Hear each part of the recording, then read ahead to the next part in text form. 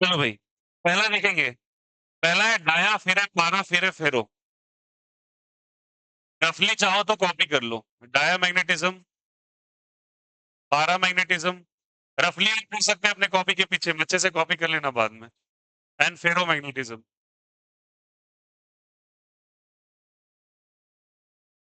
चलिए, dia magnetic.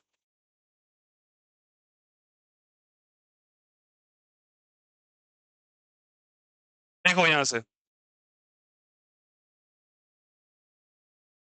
बहुत important है समझना। ये क्यों क्रिएट होता है, पहले डाया पारा फेरो का एक बेसिक मीनिंग समझो। फेरो इज बेसिकली जो कि बहुत स्ट्रांगली मैग्नेटाइज होगा। कोई भी चीज एकदम मैग्नेटिक बिहेवियर अगर इन्वेंट हो गया तो उसको फेरो मैग्नेटिक कहते हैं। पारा पार्शियली मैग्नेटाइज, मतलब मैग्नेटाइज भी होगा थोड़ा नहीं भी होगा। और डायमैग्नेटिक मैग्नेटाइज अपनी अपोजिट डायरेक्शन में हो जाता है। अगर तुम अगर चुंबक को नजदीक लेके गए तो ये दूर घूमने लगेगा। ये नजदीक आएगा, बहुत धीरे से नजदीक आएगा, और ये बहुत फास्टली आने वाला है। तो इसके अंदर मैग्नेटिक बिहेवियर बहुत ज्यादा आ जाता है, इसमें थोड़ा कम आता है। और इसमें आता है बट अपोजिट डायरेक्शन में आता है। ये नहीं बोलना कि नहीं आता है, आता है बट कौन सा डायरेक्शन में, अपोजिट। अब चलो क्या समझते हैं इसका क्या है। पहले मैग्नेटिक बिहेवियर आता क्यों है, एक एक चीज को बहुत अच्छे से समझिएगा। इसके अंदर मैग्नेटिक बिहेवियर बच्चा इसलिए आता है क्योंकि यहाँ पे ऑर्बिटल मोशन होता है। कौन सा मोशन होता है, मोशन किसका, ऑर्बिटल मोशन ऑफ इलेक्ट्रॉन। किसका बोलो, इलेक्ट्रॉन। और ऑर्बिटल मोशन ऑफ इलेक्ट्रॉन को आप फील कर पा रहे होंगे, इलेक्ट्रॉन का चारों तरफ घूमना। ठीक है, बिकॉज ये क्रिएट करता है momentum. Momentum for the magnetic behaviour को इंडिकेट करता है। बिकॉज मैंने परसों ही पढ़ाया था, M is equal to I ए, याद आ रहा है, बोलो यार। बिकॉज चार्ज चलेगा तो कितना क्रिएट करेगा, बोलो अपने साथ, करंट को क्रिएट करेगा, बोलो हाँ या ना। और करंट के साथ क्या चीज का फॉर्मेशन होगा, एरिया का। The M is equal to I A. Orbital motion of electron के कारण ये कौन सा मैग्नेटिक बिहेवियर आता है, डायमैग्नेटिक बिहेवियर आता है। उसके बाद क्या बोलो, पारा मैग्नेटिक। कौन सा मैग्नेटिक, पारा। आपको क्या पता है कि इलेक्ट्रॉन अपने अपने अपने एक्सेस पे मोशन शो कर सकता है, बोलो हाँ या नहीं। ये क्लॉकवाइज भी शो कर सकता है और ये एंटी क्लॉकवाइज भी शो कर सकता है। इसी को रिप्रेजेंट करते हैं प्लस हाफ से और क्या चीज से, माइनस हाफ से। याद करो, इसको ऐसे भी रिप्रेजेंट करते हैं, ऊपर से और नीचे से। यही रीजन है इलेक्ट्रॉन को ऐसे रिप्रेजेंट करने का, बिकॉज इलेक्ट्रॉन अपने एक्सिस पे भी मोशन करता है। तो यहाँ पे इसका जो मोशन हो रहा है, उस मोशन को हम कहेंगे स्पिन ऑफ इलेक्ट्रॉन। क्या कहेंगे बोलो, स्पिन ऑफ इलेक्ट्रॉन। तो स्पिन ऑफ इलेक्ट्रॉन को देखो, ये ऑर्बिटल मोशन है, ये स्पिन ऑफ इलेक्ट्रॉन है। ये क्लॉकवाइज भी हो सकता है और ये एंटी क्लॉकवाइज भी। और ये कौन सा है बोलो, फेरोमैग्नेटिक। कौन सा मैग्नेटिक, फेरोमैग्नेटिक। यहाँ पे मैग्नेटिक डोमेन्स क्रिएट होते हैं। क्या क्रिएट होता है बोलो, मैग्नेटिक डोमेन क्रिएट होता है। अब डोमेन का मतलब क्या है भैया, एक प्लस नॉर्थ पोल का क्रिएट होना, एक कौन से पोल का क्रिएट होना, साउथ पोल। मैग्नेटिक डोमेन्स बनाते हैं, इलेक्ट्रॉन के मोशन के कारण डोमेन्स बन जाते हैं, नॉर्थ और साउथ पोल के जैसा। और ये कनेक्शन में ओरिएंट करते हैं। Very important question. डायरेक्शन में साउथ से नॉर्थ की तरफ एक मैग्नेटिक मोमेंट आता है, और वो सारा डायरेक्शन एक ही तरफ अलाइन कर जाता है। तो ये डोमेन का फॉर्मेशन करेंगे, मैग्नेटिक डोमेन्स बनते हैं। इसके अंदर क्या बनेगा, स्पिन होगा, और इसके अंदर कौन सा मोशन होगा, ऑर्बिटल मोशन होगा। सबसे स्ट्रांगली कौन मैग्नेटाइज होगा, हीरो। उसके बाद पारा। ये सबसे कम कौन, डाया। डाया मैग्नेटाइज होता है बट अपोजिट डायरेक्शन में। कौन से डायरेक्शन में, अपोजिट डायरेक्शन में। तो सारे बच्चे को क्या ये समझ में आया। तो मैं पूछता हूँ कि what is the source of magnetization in ferromagnetic materials, formation of magnetic domains. क्या बोलोगे बोलो, फॉर्मेशन ऑफ कौन सा डोमेन, मैग्नेटिक डोमेन, नॉर्थ और साउथ पोल का क्रिएशन। इसमें किसके कारण होती है, स्पिन ऑफ इलेक्ट्रॉन। स्पिन कितने प्रकार के, तो कौन कौन से, क्लॉकवाइज और एंटी क्लॉकवाइज। ये ऊपर भी हो सकता है और नीचे भी। और ये वाला orbital motion, orbital motion M is equal to क्या चीज, आई है, यही पढ़ते आ रहे थे। कोई दिक्कत कोई आपत्ति। तो ये डायोमैग्नेटिक, पारामैग्नेटिक और फेरोमैग्नेटिक। चलिए, सेकेंड, आपसे कोई बोलेगा क्या diamagnetic material doesn't get magnetised in the magnetic field.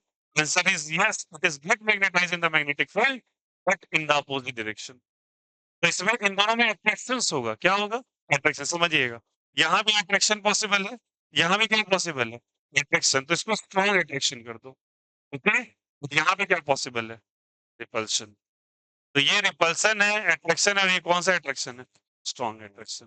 कोई दिक्कत, कोई आपत्ति? चलिए आगे बात करते हैं। अगर ये डायामैग्नेटिक मटेरियल है तो समझो यहाँ से क्या होगा। अगर एक मैग्नेटिक मटेरियल को यहाँ पे रख दिया जाए, ठीक ना? तो होता क्या है पहले समझिए, बेसिक क्वेश्चन डायग्राम ड्रॉन है आपके फिगर के अंदर, डायग्राम्स आते हैं उस एग्जामिनेशन में। इसके अंदर देखोगे मैग्नेटिक फील्ड यहाँ से क्रॉस कर जाएगा इस तरीके से। मैग्नेटिक फील्ड बाहर से क्रॉस कर जाएगा। मैग्नेटिक फील्ड बाहर से क्रॉस कर गया मतलब क्या है, इसके अंदर मैग्नेटिक फील्ड एंटर करके गया ही नहीं। सारा मैग्नेटिक फील्ड बाहर से पास कर गया। रीजन ये है क्योंकि इसके अंदर परमिएबिलिटी बहुत वीक होती है। क्या वीक होती है बोलो? क्या वीक होती है बोलो? परमिएबिलिटी यहाँ की क्या होती है बोलो? वीक या स्ट्रॉन्ग? वीक। परमिएबिलिटी का मतलब होता है परमिशन देना। क्या देना? परमिशन। और परमिशन बहुत कम मैग्नेटिक फील्ड को देता है ये अपने अंदर से क्रॉस करने के लिए। सारा का सारा मैग्नेटिक फील्ड बाहर से ही निकल जाता है। ठीक है? बट इसके अंदर अगर देखोगे आप तो यहाँ से कुछ मैग्नेटिक फील्ड्स अंदर से जाएंगे और कुछ बाहर से भी जाएंगे। ये सारा लिखा हुआ है, आप घर पे करोगे कॉपी, ठीक ना? तो क्योंकि इसकी परमेबिलिटी थोड़ी स्ट्रांग होती है तो अंदर से ये जाने देता है। और इसके बारे में अगर बात करोगे तो इसकी मैग्नेटिक बिहेवियर बहुत स्ट्रांग होती है। कोई मैग्नेटिक फील्ड रहता है वो सब अंदर से ही क्रॉस करते जाएगा। ओवरलैपिंग मत कराना, मैं तो करवा रहा हूँ। सबका सब अंदर से ही जाएगा लगभग, ठीक है? तो इसकी परमेबिलिटी काफी स्ट्रांग, इसकी लिटिल बिट स्ट्रांग, इसकी वीक होती है। वीक होने के कारण सारा मैग्नेटिक मटेरियल किधर से, मैग्नेटिक फील्ड किधर से पास कर गया? बाहर से। इसका थोड़ा अंदर से, थोड़ा बाहर से, और इसका सारा अंदर से। गया यहाँ से? अब चलिए, अब अगर मैं इसको रिप्रेजेंट करना चाहूँ तो देखो यहाँ से, इसके अंदर जो मैग्नेटिक बिहेवियर आता है, after supplying the magnetic field, ये अप्लाइड मैग्नेटिक फील्ड, बीएम मतलब, बीएम नॉट मतलब जो बाहर से मैग्नेटिक फील्ड आपने लगाया, बीएम मतलब मैग्नेटिक फील्ड जो मीडियम से पास कर रहा था। मीडियम वाला वीकर होता है बी नॉट से। ओके, इसका अगर देखोगे तो बी नॉट से मैग्नेटिक फील्ड जो अंदर से जा रहा है वो स्ट्रॉन्गर है। समझ में आ गई होगी बात है? अंदर ज्यादा मैग्नेटिक फील्ड जा रहा है, इसमें बहुत सारे जा रहे हैं। तो magnetic field due to medium का मतलब magnetic field through medium is much much greater than magnetic field that is applied. मतलब समझ में आया? जो भी मैग्नेटिक फील्ड है आपने आसपास के सब कुछ समेट करके अंदर चाहिए। कोई दिक्कत है यहाँ पे? तो बताइए कौन सा होगा? ये कौन सा होगा? गेट लगा दीजिए प्लीज। क्या हो जाएगा बोलेंगे? ये कौन सा बोलो? आया। ये कौन सा? ये कौन सा? सबसे ज्यादा किसमें से पास करता है? फेरो से। उससे कम? सबसे कम? ले रहे हैं यहाँ से? तो ये डाया, फेरो, फिर पारा, फिर क्या हो जाएगा? डाया। डाया में सबसे वीक, पारा में थोड़ा सा ज्यादा, और फेरो में सबसे ज्यादा। यहाँ पे रिस्पॉन्सिबिलिटी मैग्नेटिक डोमेन, यहाँ पे रिस्पॉन्सिबिलिटी स्पिन, यहाँ पे रिस्पॉन्सिबिलिटी ऑर्बिटल मोशंस। ठीक है? चलिए, उसके बाद आपको आई वर्सेस एच का कर्व दिया गया। अब बताओ आई और एच में कोई कंफ्यूजन होगा क्या आपको? आई क्या था बोलो, और एच क्या था बोलो सभी कोई। आई और एच क्या था बोलो? Intensity of magnetization. और ये क्या था बोलो? Magnetizing field intensity. अभी पढ़ा है ना? आई और एच के बीच में जब ग्राफ बनाते हैं तो बच्चे इसका निगेटिव स्लोप ड्रा होता है। क्या स्लोप ड्रा होता है? निगेटिव। इसका अगर ये ड्रा करोगे आप, पॉजिटिव स्लोप होगा। कैसा स्लोप होगा? पॉजिटिव। और इसका ये ड्रा करोगे तो एक नॉन लीनियर स्लोप होगा। कैसा स्लोप होगा जल्दी बताइए? Non linear. मतलब ये देखो क्या है नॉन लीनियर का मतलब, समझो क्या है, भले ही समझना सब कोई।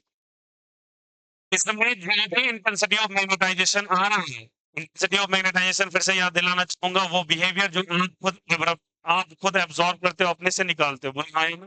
बोलता ना, एक मैग्नेटाइजिंग फील्ड इंटेंसिटी है जो कि तुम आते के साथ एब्जॉर्ब कर रहे हो, और एब्जॉर्ब करना भी वो डिपेंड कर रहा है कि कितना आप लेके जा रहे हो।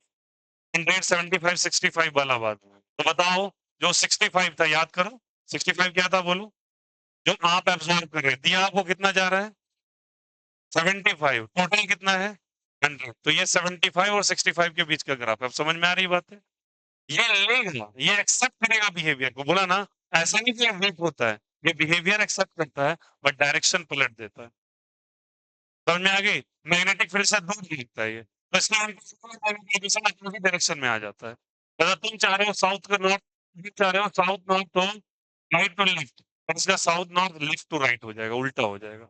तो ये राधा तुम चुंबक लेके जाओगे, सिंपल सोचो ना, मैग्नेटिक मटेरियल, तुम कोई मैग्नेट को लेके गए तो भैया मैग्नेट से दूर भागने लगेगा, तो मैग्नेटिक बिहेवियर तो यही है, पर डायरेक्शन क्या हो रहा है, अपोजिट हो रहा है, इसलिए निगेटिव ग्राफ है। और स्टेडी ग्राफ क्यों है, क्योंकि स्लो स्टेडी ग्रो करता है। इसमें क्या होगा, इंक्रीज करता है, but slow and steady increment है, कोई दिक्कत यहाँ से। और यहाँ आईएस का मतलब क्या हुआ समझे, पहले ये ग्राफ एकदम साफ स्ट्राइक लेगा, मतलब फिर से ऊपर चला जाएगा, फिर जाके थोड़ा कांस्टेंट हो जाता है, मतलब इसमें इंटेंसिटी ऑफ मैग्नेटाइजेशन बहुत पावरफुल होती है। मतलब ऐसे मानो स्ट्रेंथ प्रोवाइड किया आपने, इतने से ये 98 लेके चला जाएगा, इतनी स्ट्रांग होती है। समझ में आ गई बात, मतलब इसमें सारा का सारा मैग्नेटिक बिहेवियर एक बार में ही जनरेट हो जाता है, और कुछ सेकंड्स के अंदर जनरेट होता है। इसमें आईएस का ग्राफ एक नॉन लीनियर कर्व लेता है, intensity of magnetization, sorry, anti magnetizing field के अंदर हाई इंटेंसिटी ऑफ मैग्नेटाइजेशन आ जाता है। मतलब थोड़ा सा भी तुमने एंटर किया, मतलब उसको पता चला, या मान के चलो 100 में से 99 मिल रहा है, तो एक ऊपर कोशिश करेगा 98 तक रख ले अपने अंदर। समझ में आई, मतलब पूरा बिहेवियर ही संभाल लेता है। इसको कौन सा मटेरियल कहते हैं, फेरोमैग्नेटिक। तो ये तीनों डिफरेंस क्लियर हुआ पहले, इसे बोल देना, याद भी करते चलोगे। क्या होगा रिस्पॉन्सिबिलिटी, ऑर्बिटल मोशन, बोलो सभी कोई, फिर स्पिन, फिर बोलो काइनेटिक डोमेन, फिर बोलो इसका, इसमें कम फैल जाएगा, ज्यादा फैल जाएगा, कम, इसमें थोड़ा सा ज्यादा, और इसमें तब लगभग सबसे ज्यादा जाएगा। इसमें आईएच का कर्व कैसा होता है, निगेटिव, इसका पॉजिटिव, और इसका दोनों। तो इसका पॉजिटिव स्टेडी स्लोप होता है, निगेटिव स्टेडी स्लोप होता है, और इसका एब्रप्ट इंक्रीमेंट करके एकदम कांस्टेंट डेटा ले लेगा। समझ में आ गई बात है, कोई दिक्कत कोई आपत्ति। चलिए पॉइंट नंबर 4 पे आते हैं। और एक एक डिफरेंस भैया बहुत इंपॉर्टेंट, इनमें से कुछ भी देके आपसे उल्टा क्वेश्चन पूछेगा, और इस चैप्टर को प्लीज हल्के में मत लेना, ये चैप्टर से सवाल श्योरली आते हैं, लोग इसको बहुत लाइटली लेके लास्ट में पढ़ाते हैं, और मैंने अपने एक्सपीरियंस से देखा है, सब कुछ पूछा गया है, एक एक क्वेश्चन डाला गया है। ठीक है चलो अब आ जाते हैं कौन सा क्वेश्चन नंबर 4 पे।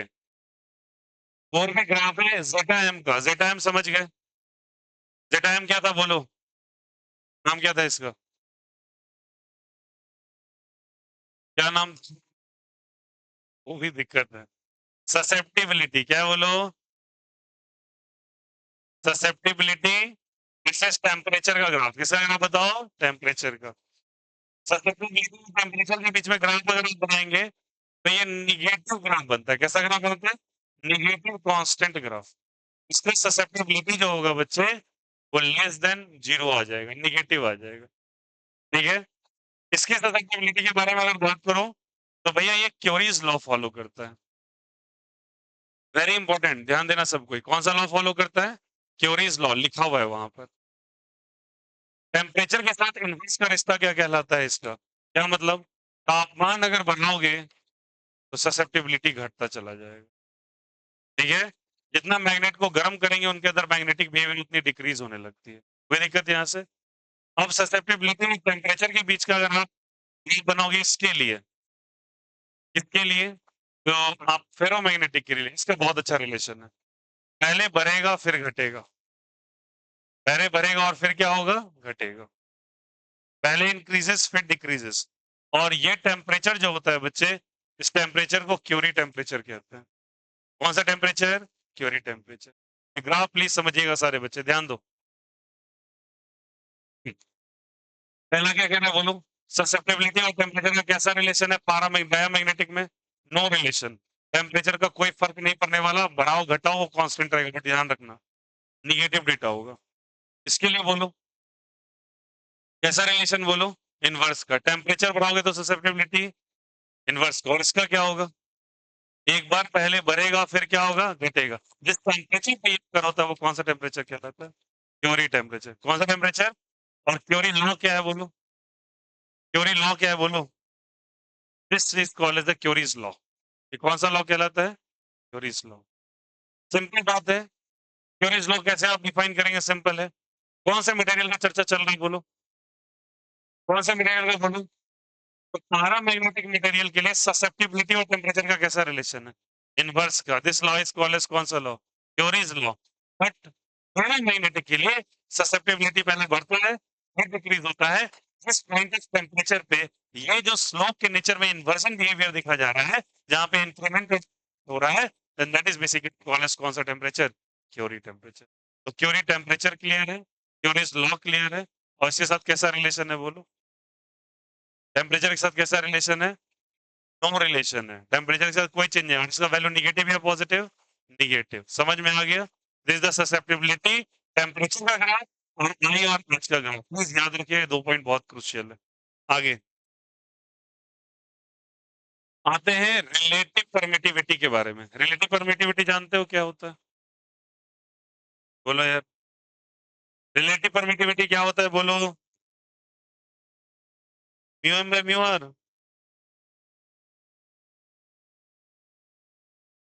देखो relative permittivity mu R, mu M by क्या चीज? Mu naught. पता है ना? इसका वैल्यू याद रखिएगा। इसका वैल्यू जो होता है बच्चे, म्यू आर का वैल्यू, इसका वैल्यू म्यू आर का वैल्यू 0 से 1 के बीच में लाई करता है। कहां से कहां तक? 0 से 1। तो पॉजिटिव वैल्यू है नेगेटिव वैल्यू है? पॉजिटिव और नेगेटिव? पॉजिटिव वैल्यू है। कौन सा वैल्यू है? पॉजिटिव। तो इसका वैल्यू पॉजिटिव होता है, बट स्मॉल पॉजिटिव होता है। बोलो हाँ या ना? स्मॉल पॉजिटिव तो है। 0 से 1 के बीच में कोई नंबर आ रहा है, इसका वैल्यू क्या होगा? म्यू आर 1 से बड़ा होगा। बट 1 प्लस एक्स कर लो, मतलब 1 से लेके कुछ नंबर तक जाता है ऊपर तक। ऐसा मानो ना 1 से लेके 2 3 तक ये जाएगा ज्यादा से ज्यादा। किसके लिए? पारा के लिए। बट अगर फेरो के लिए बात करोगे तो रिलेटिव परमिएबिलिटी म्यू आर का वैल्यू 1 से बहुत बड़ा होता है। तो आपसे क्वेश्चन कैसे पूछे जाते हैं पता है? जिसे मैं बताता हूँ आपको। A material, magnetic material has the relative permeability of 0.5. तो 0.5 किसके लिए? A magnetic material has a magnetic permeability of 1.7 किसके लिए? पैरामैग्नेटिक के लिए। A magnetic permeability of 800। ठीक ना? तो कौन सा ऐसा बिहेवियर जिसका 800 वैल्यू है? राइट फ्यू एग्जांपल्स, दो प्रॉपर्टी बना दो। ये चाइम और सॉरी, हाँ काइम और टी के बीच में ग्राफ ड्रॉ कर दीजिए उस मटेरियल के लिए। तो ऐसे करके आपको दे रखा है, जैसे बता देता हूँ। अब मैग्नेटिक मटेरियल ऐसे करके दे रखा है, जैसे बीएससी में एक सवाल था। एक मैग्नेटिक मटेरियल है जिसका वैल्यू 1052 है। कितना है बोलो? 1052। उसके लिए आप जेटाम और टेम्परेचर के बीच का ग्राफ बनाइए। तो वो नाम भी पूछा है, ग्राफ भी ड्रॉ करवा रहा है, तो आपको डिटेक्ट करके लाना पड़ेगा। ठीक है? Is it okay? अच्छा एक मिनट इसका देखो, एक और डेटा देख लो इसमें। इसका जेटा क्या बोलो? निगेटिव या पॉजिटिव? स्मॉल निगेटिव वैल्यू होता है, ध्यान रखना। ये भी डेटा दे देगा आपको। ये कौन सा वैल्यू है? Small negative. इसका वैल्यू याद रखिएगा। प्लस में चला गया, स्मॉल पॉजिटिव क्या हो जाएगा बोलो? पॉजिटिव। और इसका जेटा एम जो होता है बहुत बड़ा हो जाता है 1। लार्ज पॉजिटिव वैल्यू होता है। लार्ज क्या होता है? Positive value. क्यों? देखो ये बढ़ रहा है फिर क्या हो रहा है? घट रहा है। ध्यान रहेगा क्या? तो ये केसेस है, इंक्रीज भी करता है और फिर क्या करता है? डिक्रीज भी करता है। क्या क्लियर है यहाँ से? तो दोनों बिहेवियर होगा। और निगेटिव अगर आपसे कोई पूछेगा, और ज्यादातर इसमें कॉमन लेता है, तो एक्सएम का वैल्यू -0.47 है। ठीक है? कौन सा मटेरियल ये होगा? तो आप बोलोगे कौन सा मटेरियल होगा बोलो? पारा मैग्नेटिक या फेरो मैग्नेटिक? Dia magnetic. कौन सा मैग्नेटिक? डाया। डायम का वैल्यू कुछ 550 है तो फेरो मैग्नेटिक हो जाएगा। तो ये आप ध्यान रखेंगे। Is it okay? कोई दिक्कत, कोई आपत्ति? तो ये आपका आई एच के बीच का ग्राफ, ये आई एच के बीच का ग्राफ, ये आई एच के बीच का ग्राफ, जेटा एम और टी, और ये परमिएबिलिटी का रिलेशन, और ये सारा ग्राफ। कोई दिक्कत यहाँ से? Point number 6।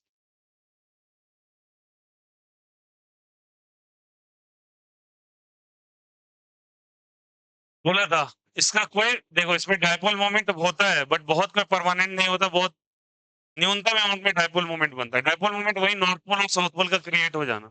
तो क्या होगा? यहाँ टेम्पोररी डायपोल मोमेंट बनता है। टेम्पोररी यहाँ पे क्या बनेगा होता होगा? डायपोल मोमेंट का फॉर्मेशन होगा। ओके? यहाँ पे देखोगे भैया, यहाँ पे बेसिकली ओरिएंटेशन होता है atoms of permanent magnetic moment. देखिए यहाँ से, यहाँ पे डायपोल मोमेंट परमानेंट हो जाता है। ठीक है? परमानेंट डायपोल मोमेंट, अगर एनसीईआरटी का डायग्राम देखो या कहीं भी, तो आपको ऐसे ऐसे एरो एक ही साइड लाइन मिलेंगे। लोग सारे बच्चे, इनको डायपोल मोमेंट्स कहा जाता है। डायपोल मोमेंट कंफ्यूज मत कीजिएगा। वही क्यू इंटू ई पढ़े थे कल, कल पढ़ाया था। बोलो एम इंटू टूएल। अरे बोलो, एम इंटू टूएल कैपिटल एम लिखा था, उसी को डायपोल मोमेंट कह रहे थे। इनके पास परमानेंट डायपोल मोमेंट होता है, इनके पास टेम्पररी डायपोल मोमेंट होता है, और इनके पास फ्यू परमानेंट फ्यू टेम्पररी रहेगा। ठीक है? इसके पास टेम्पररी रहता है, मतलब आएगा फिर निकल जाएगा डायपोल मोमेंट। मतलब अरेंजमेंट होगा फिर हट जाएगा, फिर अरेंजमेंट होगा फिर हट जाएगा। या फिर ऐसा मानो मैग्नेटिक फील्ड के अपोजिट डायरेक्शन में होता है और इसके पास जो रहता है भैया फ्यू परमानेंट रहेगा, फ्यू फ्यू किसी और डायरेक्शंस में रहेंगे। मतलब एक पर्टिकुलर ओरिएंटेशंस नहीं ले पाते हैं। ठीक है? इसका कुछ पर्टिकुलर एलाइंगेशन होगा एक डायरेक्शन में, इनका डिफरेंस होगा थोड़ा-सा और इनका अपोजिट डायरेक्शन में होगा या ना के बराबर होगा। ठीक है? इसलिए कौन-सा मटेरियल हो जाता है? डायामैग्नेटिक। Is it okay? कोई दिक्कत, कोई आपत्ति? अच्छा एक बात समझो, डायपोल मोमेंट्स कैसे क्रिएट हो रहे हैं? ये भी एक तुम्हारे ज़हन में बात आ रहा होगा। क्या वो समझना क्या होता है? जब कभी तुम देखो आयरन के मटेरियल को ले लिया तुमने, समझो ऐसे बात को, ठीक है? आयरन के मटेरियल को ले लिया, तो मान लो आयरन का एक मटेरियल Fe2O3, एग्री कर रहे हो क्या? मान लिया यहाँ से। अब इस मटेरियल में देखो क्या होगा, समझो समझो। यहाँ पे मान लेते हैं Fe+3 आयन है, Fe+2 आयन है, Fe+3 आयन है और O-2 आयन है। तो बताओ एक डायपोल का क्रिएशन नहीं हो रहा है? अरे बोलो यार, सिंपल है। O पे कैसा चार्ज है? इस पे है। तो माइनस प्लस मिलके डायपोल्स नहीं बनाएंगे? तो वही डायपोल बन जाता है बच्चा। और डायपोल का डायरेक्शन किधर होता है? निगेटिव से। होता है ना? नेगेटिव से क्या चीज़? पॉज़िटिव। और जहाँ-जहाँ बच्चे डायपोल है, तो ये इलेक्ट्रिक डायपोल है। इलेक्ट्रिक डायपोल मैग्नेटिक डायपोल्स भी जनरेट कर देते हैं। कौन से डायपोल्स? Magnetic dipoles. तो मैग्नेटिक डायपोल का जनरेशन हो जाता है और ये मैग्नेटिक डायपोल अगर एक पर्टिकुलर डायरेक्शंस में चलाते हैं, तो फेरोमैग्नेटिक। अगर ये पर्टिकुलर डायरेक्शन से थोड़े से इधर-उधर होते हैं, हेल्टर-स्केल्टर होते हैं, तो पावर और ना के बराबर अगर है तो। इस कारण से होता है। समझ में आया यहाँ पे? तो समझो बेसिक्स क्या होगा। Fe2O3 एक मैग्नेटिक मटेरियल है। आप अगर एल्यूमीनियम के बारे में बात करते हैं, इसके अंदर पॉजिटिव और नेगेटिव चार्जेस आ जाते हैं। एग्जांपल से समझेंगे हम लोग। अच्छा सबसे best example water. Again a magnetic material repelled by the magnets. ऐसे करके देखो O है, H है, H है। O पे कैसा चार्ज? माइनस। इस पे कैसा चार्ज? प्लस। क्या माइनस प्लस मिलके क्या डायपोल्स का बिहेवियर नहीं बना रहा है? इस डायपोल के कारण मैग्नेटिक नेचर आ जाता है। और बोलोगे यार समझ नहीं, तुम बोलोगे नहीं भैया यहाँ तो इलेक्ट्रिक नेचर आ रहा है। भैया सिंपल केस है। इलेक्ट्रिसिटी जहां जहां आएगी वहां पीछे से किसको लेके आएगी वो? मैग्नेटिक नेचर को। कोई बिग डील नहीं है। समझ में आ गई बात है? चलो अब उसके बाद एग्जाम्पल्स देख लो भैया। एग्जाम्पल्स क्या है? सबसे पहले देख लो इसका फेरो का। आयरन, कोबाल्ट, निकेल, गैडोलीनियम, ये सारे के सारे जीडी एक जगह आपने पढ़ा है। देखो यहाँ से आयरन, कोबाल्ट, निकल, जीडी, ये सब के सब एग्जाम्पल किसके हैं बोलो? फेरोमैग्नेटिक। फेरो में आपसे पहचानने का तरीका, कोबाल्ट के आगे अगर तुमने कोई चुंबक को लेके गए तुम मैग्नेट्स को, तो वो खींचेगा उसको। निकल को भी खींचता है, बट रियल लाइफ में हम आज तक किसको खींचते हुए देखे हैं? बस आयरन को। और भी इसके अलावा मटेरियल्स है जो कि रिस्पॉन्सिबल है। Aluminium is also responsible for that. Nickel is also responsible. इसलिए इन तीनों को मिला के एल्यूमिनियम, निकेल और कोबाल्ट को मिलके अच्छा अच्छा एक बात और सुनो। इसके अंदर बहुत अच्छा बिहेवियर होता है परमानेंट नहीं टेम्परेरी मैग्नेट्स बनाने का। सुनो, अब टेम्परेरी मैग्नेट्स क्या है? और इलेक्ट्रो मैग्नेट्स ये बनाते हैं बहुत स्ट्रांग वाले। अब बताते हैं, जैसे मैंने तुमने देखा होगा स्क्रैपिंग, मैंने एग्जांपल में लिया था। तो स्क्रैपिंग मटेरियल्स होते हैं, कार का टूटा-फूटा सेक्शंस। अब बताओ कार के इंजन्स, उसका छत या पूरा का पूरा कार को ले लो भाई, 150-200 केजी का कार होता है, ज़्यादा ही मान लो 500-500 केजी का होता है। ये बताओ उसको कैसे आपको कैसे उठा के आप उसको एक जगह से दूसरी जगह ले जाओगे? छोड़ दो कार छोड़ दो भाई, एक बाइक का इंजन है खुद में कितने ज़्यादा स्ट्रॉन्ग होता है। तो क्या करते हैं, जैसे मान के चलो ये एक एक सॉफ्ट आयरन कोर है। सॉफ्ट आयरन कोर मतलब आयरन का प्योरेस्ट फॉर्म होता है ये। इसके ऊपर मैग्नेटिक वायर्स को दबाया जाता है इससे, ठीक है? अब इसके अंदर एक हाई वोल्टेज इलेक्ट्रिसिटी पास की जाती है। जैसे स्विच ऑन किया इलेक्ट्रिसिटी पास हुई, ये बहुत सॉलिड मैग्नेट बन जाता है। इतना सॉलिड मैग्नेट कि भैया आराम से ये 100-100 केजी, 200-200 केजी, 300-300 केजी की चीज़ को एक बार में उठा सकता है। जैसे उठाया, तुमने स्विच ऑन किया इलेक्ट्रिसिटी पास हुई, अभी बोला था इलेक्ट्रिसिटी आएगी तो चार्ज आएगा तो डायपोल बनेगा और डायपोल बनेगा तो मैग्नेटिक बिहेवियर अपने आप आ जाएगा। ठीक है? अच्छा केमिस्ट्री पढ़े वहाँ भी एक इंटरेस्टिंग फैक्ट है। सॉलिड स्टेट चैप्टर के लास्ट में आपको फेरोमैग्नेटिक एंटी फेरी मैग्नेटिक ऐसे करके भी चर्चा किया हुआ है, डायपोल्स के बेसिस पे। तो वो सभी मटेरियल होते हैं। तो करा क्या? 100 केजी का मटेरियल है, ये गया, जैसे वो 100 केजी का मटेरियल लोहे का कोई लक्कड़ है, कुछ भी मान के टूटा-फूटा कार का कोई सेक्शन है, उसको चिपकाएगा। जहाँ भी उसको ले जाओगे अपना क्रेन का वो मूव कराओ, आर्म्स को और उसके बाद जाके वहाँ पे स्विच को ऑफ कर दो। जैसे स्विच ऑफ किया आपने, इलेक्ट्रिसिटी गई, मैग्नेटिक बिहेवियर फटक से खत्म हो जाता। समझ में आया यहाँ पे? तो बहुत अच्छा इलेक्ट्रोमैग्नेट बनाने का काम आता है इसका और यही सब मटेरियल का इस्तेमाल किया जाता है। ओके? अब चलिए आ जाइए पैरामैग्नेटिक।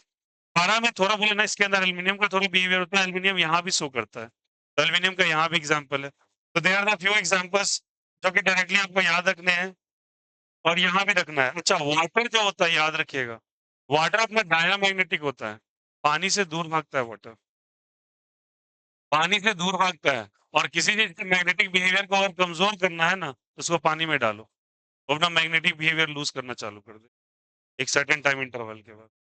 आया समझ में? इसीलिए मैग्नेट्स को पानी से दूर बचा के रखा जाता है, क्यों डायनामैग्नेटिक बिहेवियर का है, अपना मैग्नेटिक मटेरियल अपना बिहेवियर वो किसी को दे देगा।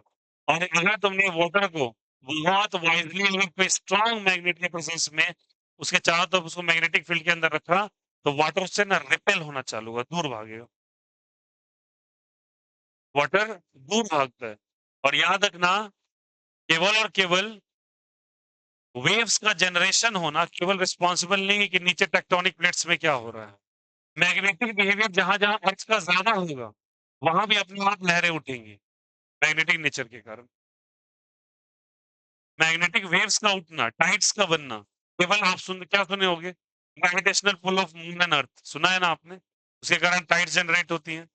बट याद रखिएगा मैग्नेटिक नेचर का उसके अंदर प्रोजेक्ट वो भी रिस्पॉन्सिबल है इसके लिए, क्योंकि ये डायमैग्नेटिक मटेरियल है। क्या चाहिए आपका water?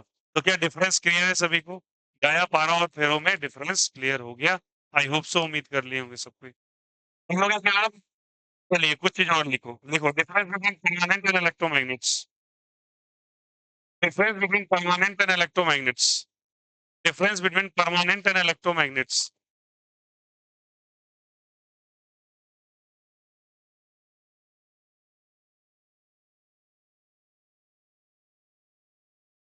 Difference between permanent and electromagnets, differences please सारे बच्चे क्लियरली कर लेंगे।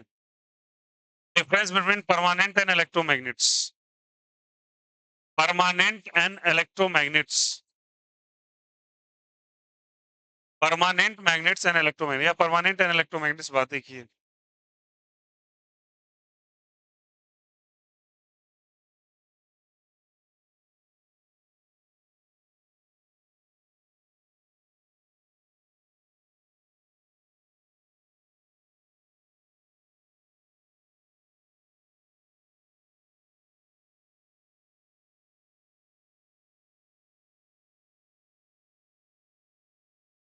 देखो आप परमानेंट मैग्नेट को कैसे डिफाइन करोगे? एक परमानेंट मैग्नेट का एग्जांपल बताओ। रेडियो के पीछे से कभी निकाला है चुंबक? ये काम किया होगा लाइफ में कभी? दादाजी का एक पुराना रेडियो रखा होगा, कभी नहीं किया? हैं? दादाजी रेडियो नहीं सुनते थे? साले दादाजी इंस्टाग्राम चलाते तुम्हारे? पूछ रहा हो तो बता नहीं रहे। हाँ भाई, बोलो हाँ या ना? तो सुन लो भाई। हाँ देखिएगा, तो वो ध्यान देंगे सभी कोई, वो मैग्नेट जो कि रूम के तापमान पर, रूम टेम्परेचर पे अपना परमानेंट बिहेवियर शो कर सके, then that is basically called as, क्या कहलाता है बोलो? Permanent magnet. बताओ यार, नॉर्मली वो जो आपने मैग्नेट निकाला होगा वो दादाजी के रेडियो से, कभी किया है ना? साला तुमने ऐसे कोई मैग्नेट्स नहीं देखे हैं? हाँ गूगल वाला। इधर देखो, अरे एक बात बताओ यार, तुम लोग उठक बैठक करके गिल्ट क्या फील कर रहे हो? मेरे को समझ नहीं आ रहा है। तो कुछ बच्चों ने मुंह बनाया है, हमको उठक बैठक करा दिया, मेरा प्रेस्टीज चला गया। घर में गाने सुनते हैं अच्छा लगता है तो हैं? तुम में से एक भी इंसान ऐसे ना घर में गाली नहीं सुनते होगे। क्या आंसू?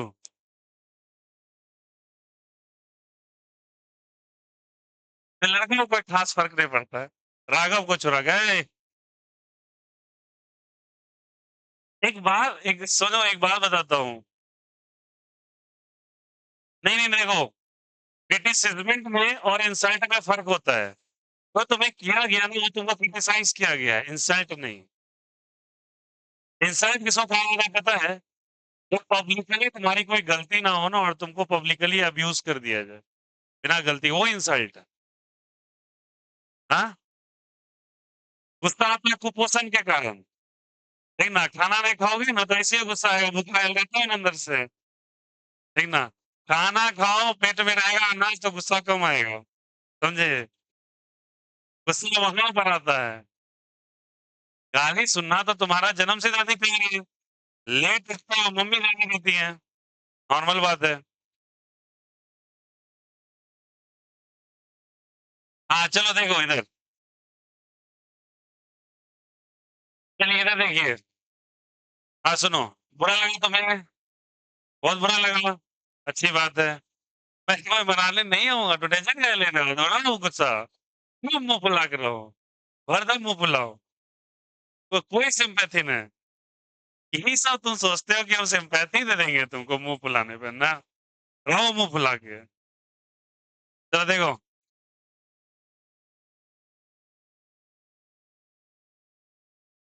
कौन-सा? कोई पैम्पर नहीं, कोई रहे, उससे कोई मतलब नहीं है। सबके लिए सज़ा एक जैसा है।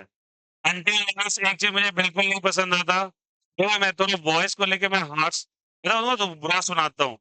गर्ल्स को भी मैं बुरा सुना सकता हूँ लेकिन हाँ, सुना भी देता हूँ, ऐसा बात नहीं है। इसमें कोई कोई दो राय नहीं है भई, मुझे कोई फ़र्क नहीं पड़ता। हम सिर्फ स्टूडेंट के साथ एक ही चीज़ तुम्हारी टैगलाइन में लगा है, यू आर अ स्टूडेंट। इस आप किसी भी जेंडर पे और सोच तुम्हारा कैसा भी है, कोई फ़र्क नहीं पड़ता है। तो punishment is responsible for everyone हाँ, अनटिल अनलेस आपका स ऐसा कुछ ना हो कि तुम्हारा मुँह हाथ टूट जाए। वो चीज़ नहीं होना चाहिए, वो बुरा लगेगा। ऐसा नहीं होना चाहिए। हाँ, कहाँ 1/3 कि तुमको चाहिए? हाँ, तो सही बात है ना भाई, क्यों नहीं चाहिए? देखो एक बात देखो मैं एक तुम देखो बुराई-बुराई की बात नहीं कर रहा, पर ऐसा मैंने एक्सपीरियंस कर रहा हूँ। लड़कियों का ना फ्यूचर को लेके रुझान ना ज़्यादा होते चला जा रहा है। ये रियलिटी दिख रहा है अब। लड़कियों का वो झुकाव है अच्छे फ्यूचर के प्रति वो ज़्यादा दिख रहा है अब। ये बात तो मानो ना मानो बट रियलिटी है। बॉयज़ में थोड़ा ये चीज़ कम हुआ है बट प्रॉब्लम क्या है ना कि देखो मैं किसी की बड़ाई-बुराई नहीं कर रहा। थोड़ा ना बॉयज़ के अंदर वाइज़नेस ज़्यादा होता है। मतलब वो स्मार्ट ज़्यादा होता है। ऐसे मैं नहीं कह रहा कि लड़कियों के नहीं अंदर स्मार्टनेस होता। बॉयज़ ज़्यादा तौर पे स्मार्ट होते हैं। बट लड़की का प्रॉब्लम क्या है, लड़की के अंदर पेशेंस इतना ज़्यादा होता है और मेहनत करने का कैपेसिटी फिज़िकल मेहनत नहीं कर सकते आप। ये नहीं कि बाल्टी चढ़ा दो गेहूँ का ऊपर, बोरा ले आओ मिल से, वो नहीं करेंगे। बट हाँ, पेशेंस और मेहनत करने की कैपेसिटी जो कि हाथ से हो सकती है, दिमागी तौर से हो सकती है, वो लड़का को थोड़ा बीट कर सकती है इस मामले में। ये तो मैं कहता हूँ, क्योंकि मेहनत के दम पे ये निकल जाएँगी। और लड़का थोड़ा-सा क्या होता है ना, थोड़ा-सा वाइज़ होता है वो साला, दिमाग ज़्यादा चलाता है, हर कुछ में। ये ऐसा बिल्डिंग किया गया है।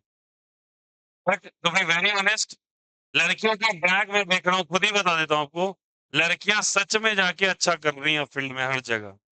धीरे-धीरे एंट्री हो रहा है, देखो रिज़र्वेशन देने की ज़रूरत नहीं है, वो कॉम्पिटिशन में तुमसे सीट लेके चली जाएँगी, तब क्या कर लोगे तुम? नहीं है रिज़र्वेशन ना, अब उसके 99 नंबर आ रहे हैं तो अच्छी अच्छी हो गई ना फिर वो, तुम्हारे 95 आ रहे हैं तो, हो गया बात खत्म है वहीं पर, कोई सीट नहीं चाहिए। और अच्छा ही है, वुमेन रिप्रेजेंटेशन हो, अच्छी बात है वुमेन रिप्रेजेंटेशन हो, तुम्हारी भी क्या दिक्कत है इसमें? बनाओ तुम भी एमपी। क्या बात है ना यार। देखो यार, बहुत सिंपल सी बात है। जो इंसान लड़कियों के फ्रीडम पे सुन लो बात को, एकदम ऑनेस्टली बोल रहा हूँ। मैं फेवरिज़्म नहीं कर रहा बट ऑनेस्टली बता रहा हूँ। लड़कियों के फ्रीडम, फ्रीडम मतलब जो आउटस्कर्ट्स फ्रीडम नहीं होने चाहिए। आप फ्रीडम के नाम पे घिना रहे हो तो उसको फ्रीडम नहीं कहेंगे, लड़का हो या लड़की। फ्रीडम मतलब उनको जो करना है ज़िंदगी के अंदर, उनकी अच्छाई के लिए, उसके लिए आज़ादी और उनकी एजुकेशन के लिए लोग जो अपोज़िशन कर रहे हैं ना, मैं उनको एक बात बस करना चाहूँगा, इस समय तुम्हारी है।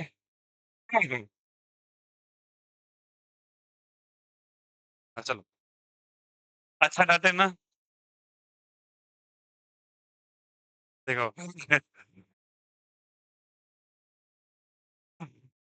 होगा फिर। तो देखो, तो जो लड़की की एजुकेशन में और फ्रीडम में मैं बहुत अपनी फैमिली से भी देख रहा हूँ ऐसे लोग को, जो अपोज़िशन करते हैं ना, तो मैं सच बात कह रहा हूँ, अपनी वाइफ़ और अपनी सिस्टर के डिलीवरी के टाइम में ना लेडीज़ डॉक्टर ना खोजें, सीधा बात। एकदम सिंपल स्टोरी है भाई, मत खोजो। इफ यू आर अपोज़िशन में तो डॉक्टर्स कहाँ से आएँगे? का बहुत मना करता है, खत्म बात। एकदम सिंपल स्टेटमेंट है उनके लिए, जो लोग अपोज़िशन कर रहे हैं। उस समय जो तुम सोचे जाओगे कि लेडीज़ डॉक्टर चाहिए और लेबर पेन स्टार्ट हो गया है, और हॉस्पिटल के अंदर केवल जेंट्स डॉक्टर है। सवाल तो तब खड़ा होगा तुम्हारे नियति पर। जेन्युइन बात है। मुझे भी भैया चाहिए है। मुझे कोई दिक्कत मुझे तो चाहिए पढ़ा-लिखा अच्छे वाले, ठीक है, चलता है अपना। हाँ,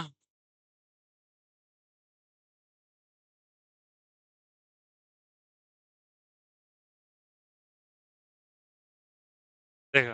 अच्छा चलिए वो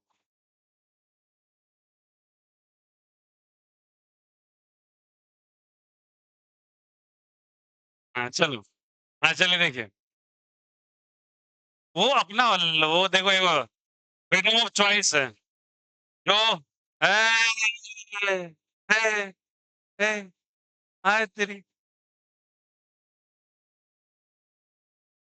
अरे! अपना देखो, कुछ है नहीं है, वेस्टर्न कल्चर वो अपना फ्रीडम ऑफ लिबर्टी है उसका, करने दो जो कर रहे हैं, नहीं कर रहे हैं।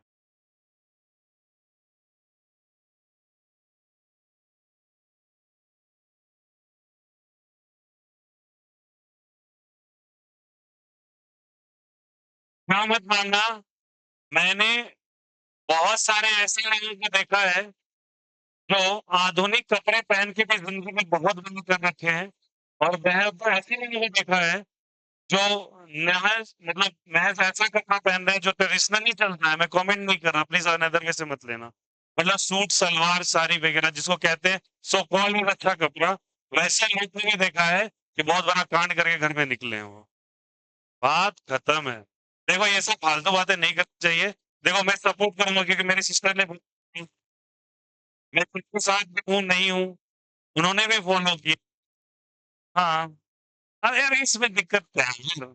एक ही ना सपोर्ट करूँ, साला मैं ही होने का दिक्कत देता हूँ, मुझे क्यों ना सपोर्ट करना चाहिए, मुझे क्या दिक्कत है?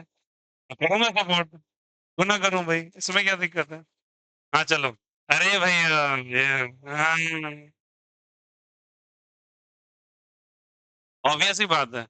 देखो एक वो बता रहे हैं ना, जिनको इच्छा करना है वो हर कुछ में इच्छा कर जाएँगे, नहीं करना वो नहीं करेंगे, बात हटाओ। मैंने तुम्हें एक एग्ज़ाम्पल दिया था ना, वो मॉडल बनी, इंडिया में 10 रनर अप मिल गई, उसने यूपीएससी में रैंक मारी। वो उसकी फैन थी एसआरएम कॉलेज की। श्रीराम कॉलेज कॉमर्स इंडिया का सबसे बड़ी कॉलेज है कॉमर्स सेक्शन का और वहाँ पे वो 98% लाके प्लस 2 में एडमिशन ली थी। वहाँ पे वो टॉपर बनी उसने हाँ, एमबीए का पेपर क्वालीफाई किया कैट का और यूपीएससी मारी और मॉडल भी थी। तो कोई फ़र्क नहीं पड़ता ये सब बातें कहने के लिए, हटा दो। और बिहार के अंदर तुमको थोड़ा बर्दाश्त करना पड़ेगा, बिहार और इस टाइम यूपी में ऐसी चीज़ चलता है। लड़की को अभी भी नीचे ही मानते हैं लोग। इसलिए रियलिटी यही है। चलो छोड़ो इन बातों को, इधर आओ। हाँ, ध्यान देंगे क्या बात कर रहे थे भाई? कहाँ से कहाँ चल जाते हो तुम लोग टाइम वेस्ट कराते हो। टेम्परेरी और कौन सा महीना है? परमानेंट। सुनो एक मिनट, तो रूम टेम्परेचर का ब्रेक है, आगे वाला एजुकेशन का है ना वाला। रूम टेम्परेचर के जो अपना मैग्नेटिक बिहेवियर, मैग्नेटिक बिहेवियर का strong magnetic behaviour. Strong magnetic behaviour मतलब वो स्ट्रांगली किसी भी चीज़ को अट्रैक्ट कर लेगा अपने तरफ। तो जो भी मटेरियल ना रूम टेम्परेचर के अंदर फेरो मैग्नेटिक मटेरियल को हाई करके रखता है, वो सब मैग्नेट्स को परमानेंट मैग्नेट कहते हैं। आया समझ में? तो चुंबक को 10 दिन छोड़ दो, फिर एक सिक्के को लेके चल जाओ 10 दिन के बाद, तब भी वो मैग्नेटिक बिहेवियर शो कर देगा। क्या 10 दिन के लिए छोड़ देना है क्या? बहुत सारे ऐसे टूल्स आते होंगे बचपन में, जिसके अंदर मैग्नेट्स लगा होगा। मैग्नेटिक बिहेवियर तो 6-6 महीने चलते रहता है। हाँ या ना? तो जो में room temperature temperature sorry ferromagnetic behaviour show करता है, वो परमानेंट है। सुनो, इसमें हमने 3 टर्म आएगा, ध्यान रखना। The first one is called as the retentivity. एक साथ बोलेंगे, क्या बोलेंगे? रिटेंटिविटी। सेकंड टर्म आएगा कोर्सिविटी, क्या बोलेंगे? कोर्सिविटी। और थर्ड आएगा परमिएबिलिटी, क्या बोलो? परमिएबिलिटी। जिस मैग्नेटिक मटेरियल के अंदर ये तीनों behaviour, the retentivity, the कोर्सिविटी and the permeability बहुत हाई होगा, एकदम फिक्स होगा, इसलिए हम कौन-सा मैग्नेट कह देंगे? Permanent magnet. कौन-सा मैग्नेट? Permanent magnet. टेम्परेरी कुछ नहीं होता है, इलेक्ट्रोमैग्नेट्स होते हैं। इसीलिए डिफरेंस बिटवीन टेम्परेरी होगा। Difference between permanent and electromagnets. तो दूसरा जो मैग्नेट होगा वो इलेक्ट्रोमैग्नेट होगा। आया समझ में? तो लिखिएगा। द मैग्नेटिक मटेरियल, लिखो डेफिनिशन इसका। और आपको बताते हुए अच्छा लग रहा है, ये चैप्टर 95% खत्म हो चुका है। मात्र 5% बचा हुआ है। नेक्स्ट क्लास में दूसरा चैप्टर भी स्टार्ट होगा। लिखिएगा। द मैग्नेटिक मटेरियल, हाँ, लिखिए। परमानेंट लिखो, परमानेंट लिखो पहले। परमानेंट टॉपिक डालो, परमानेंट मैग्नेट टॉपिक डालो। परमानेंट मैग्नेट टॉपिक डालो। परमानेंट मैग्नेट टॉपिक डालो। परमानेंट मैग्नेट टॉपिक डालो।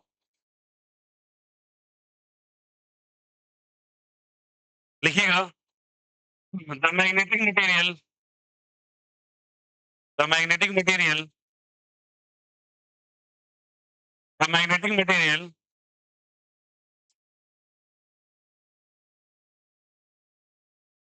having having having having high retentivity, high high retentivity. High वाले बच्चे देखिए इधर, हाई रिटेंटिविटी, कॉमा हाई, कुछ बच्चे हाई, इट्स हाई, कुछ बोलेंगे high, no reply. High coercivity, high coercivity, high and लिख देना। परमिएबिलिटी, बताएंगे, सब बताएंगे। कोर्सिविटी क्या होता है, रिटेंटिविटी क्या होता है, टेंशन मत लो। High retentivity, high coercivity and high permeability at room temperature, at room temperature, at room temperature, at room temperature, at room temperature,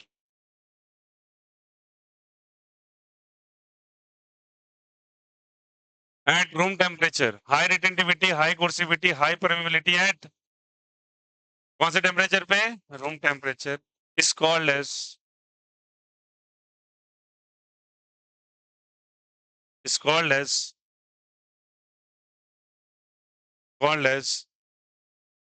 permanent magnets. It's called as permanent magnets.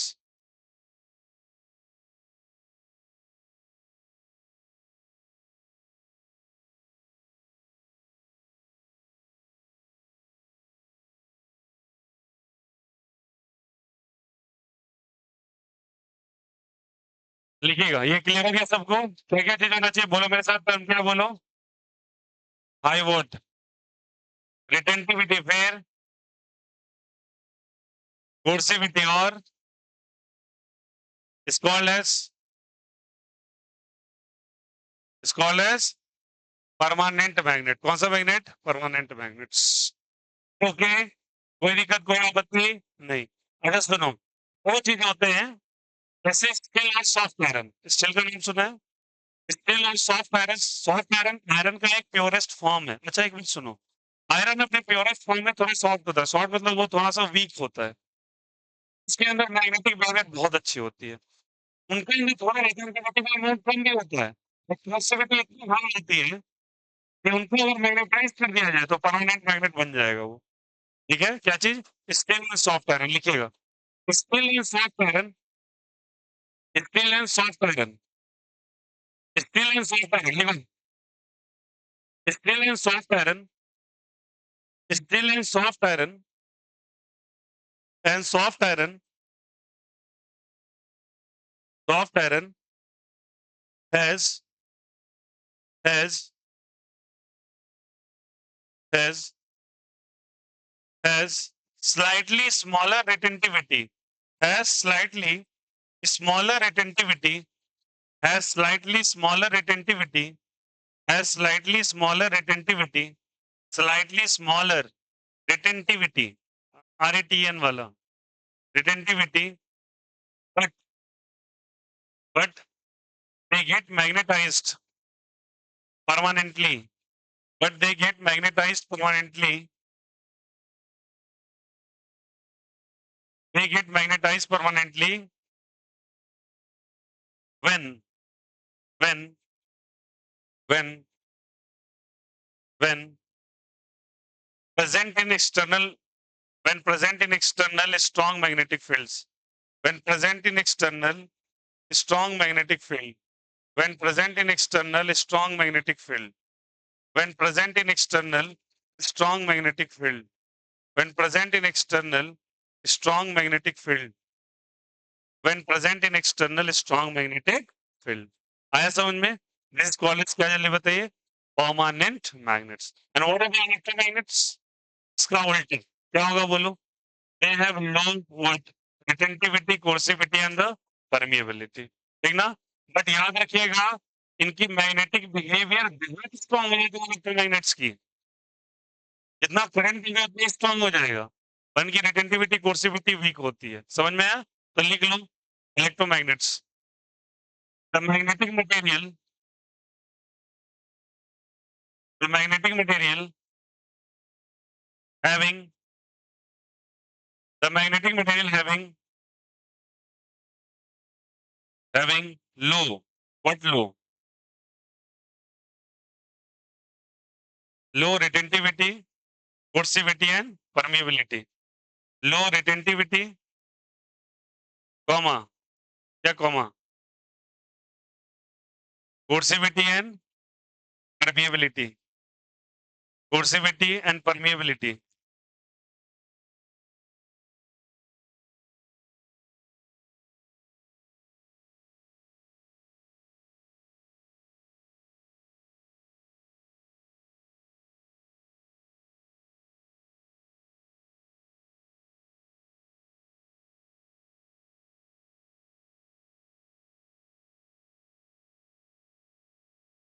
लेकिन एक बार इसमें star करके लिखो bracket में, इसलिए मैं bracket में लिखूं स्टार करके।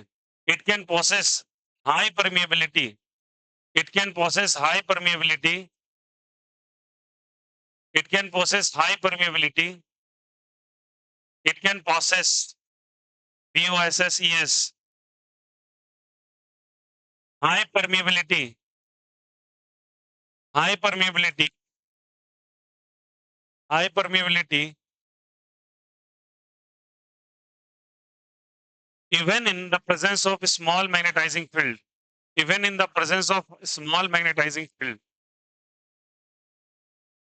even in the presence of small magnetizing field, even in the presence of small magnetizing field.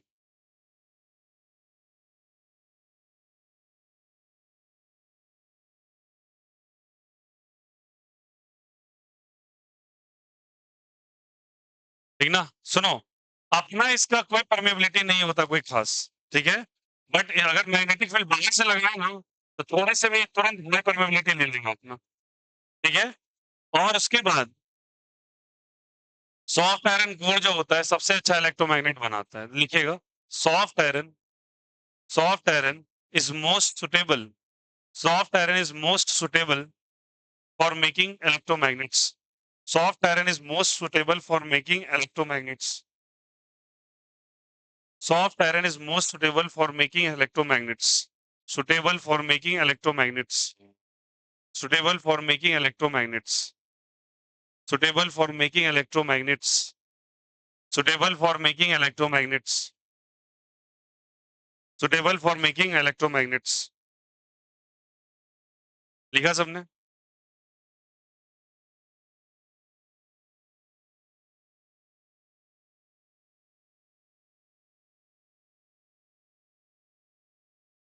suitable for making electromagnets. ये क्लियर है सभी को?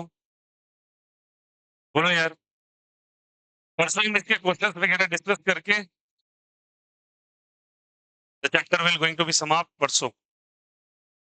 ओके, चलो bye, take care, have a nice day.